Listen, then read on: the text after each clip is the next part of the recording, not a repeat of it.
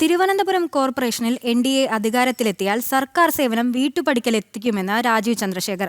കൈക്കൂലിയുമായും കോർപ്പറേഷന്റെ മുന്നിൽ നിൽക്കേണ്ട സാഹചര്യം ആർക്കും ഉണ്ടാകില്ല. പട്ടം മണ്ഡലം സ്ഥാനാർത്ഥി സംഗമം ഉദ്ഘാടനം ചെയ്ത് സംസാരിക്കുകയായിരുന്നു അദ്ദേഹം. വികസിത കേരള സ്വപ്നം വിടർന്നു നേരായി തീരും, മാറാത്തതും ഇനി മാറും, അതിനായി ഇനി വരണം BJP.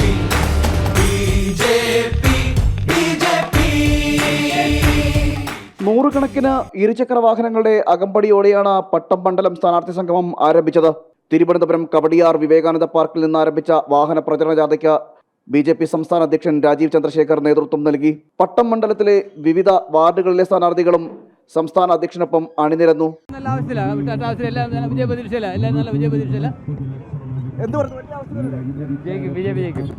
10 കൊല്ലം കൊണ്ടുള്ള ഇടതുമുന്നണി ഭരണത്തിൽ അഴിമതിയല്ലാതെ മറ്റൊരു നേട്ടവും ഉണ്ടായിട്ടില്ലെന്ന് BJP സംസ്ഥാന അധ്യക്ഷൻ രാജീവ് ചന്ദ്രശേഖർ വിമർശിച്ചു. വികസന ഭരണമാണ് BJPയുടെ മുഖമുദ്ര.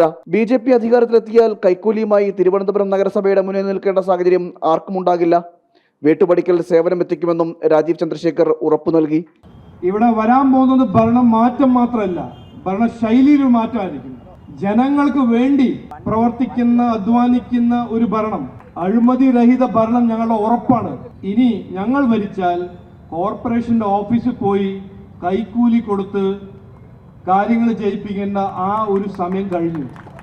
വീട്ടുപടിക്കൽ ഭരണം അത് ഞങ്ങളുടെ ഉറപ്പാണ്.